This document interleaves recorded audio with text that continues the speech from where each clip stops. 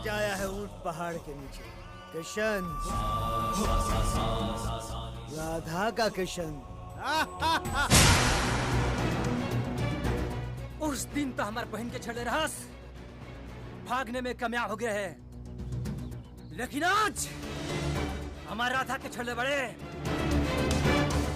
जिंदा जमीन में काट दे।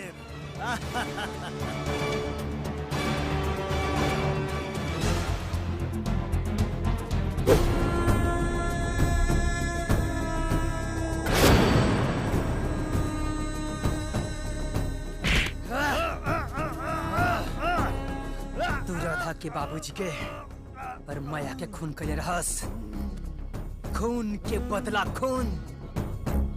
तू गुलशन ग्रोवर होकबे चाहे अमरीश पुरी, तू तो है हमारी कहानी के विलन। मारो किशन, मारो।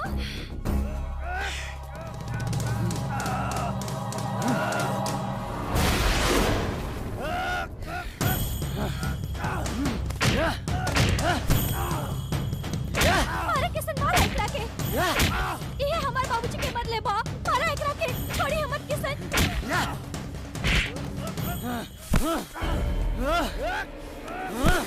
मारो किशन, मारो।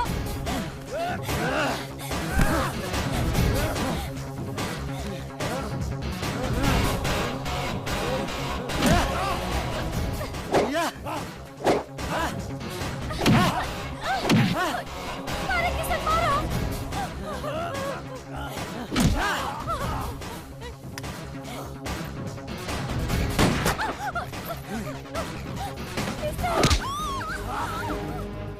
राधा की जिंदगी चाहता है तो गन फेंक दे, वरना राधा के साथ साथ तुझे भी भून दूंगा।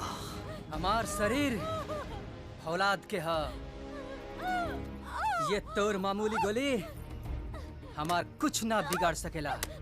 अबे लौंडे, डायलॉग बोलने का इतना ही शौक है तो अपने कॉलेज के किसी नाटक में बोलना, गुलशन के सामने नहीं।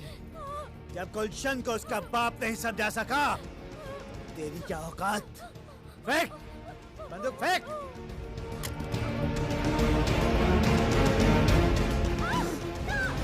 गुलशन, गुलशन, छोड़ दो उसे, छोड़ दो, मैं कहता हूँ छोड़ दो गुलशन। गुलशन, अपने आप को कानून के हवाले कर दो, वरना गोली मार दूंगा। गुलशन, एक बाप अपने बेटे से कह रहा है या एक पुलिस ऑफिसर एक मुजरिम इस से? वक्त न तुम हमारे बेटे हो और न मैं तुम्हारा बाप। मैं जानता हूँ डैडी, आप मुझसे बहुत मोहब्बत करते हैं, मेरे ऊपर कभी गोली नहीं चला सकते। ये तुम्हारी गलतफहमी है गुलशन। फर्ज की राह में मैं इतना आगे निकल चुका हूँ कि मुझे कोई फर्क नहीं पड़ता कि मेरे सामने कौन खड़ा है, मेरा बेटा या मुजरिम।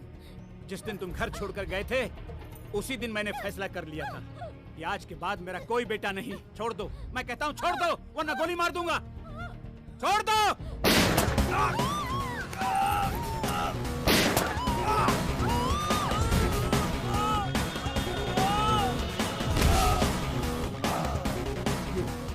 ये क्या किया सर? गोली मार दिया आपने।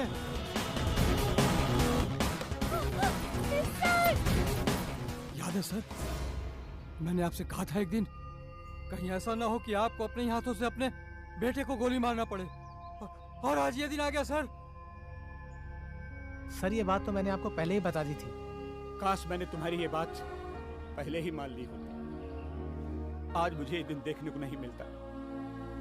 किशन, मुझे सारी सच्चाई इंस्पेक्टर अर्जुन सिंह ने बता दिया था। तुम बिल्कुल बेकसूर हो। अब तुम्हें कानून से भागने की कोई जरूरत नहीं। तुम अपनी राधा के साथ अपनी जिंदगी आराम से शुरू कर सकते हो। जाओ, खुश रहो।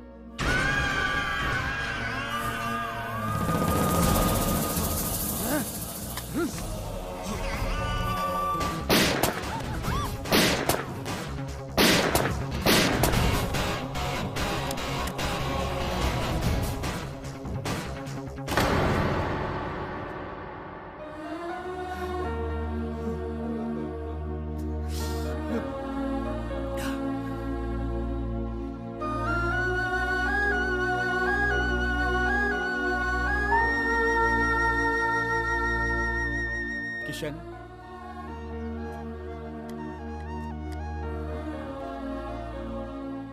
वो कहते हैं ना, हर इंसान को अपने किए हुए कर्मों की सजा इसी जन्म में भुगतनी पड़ती है।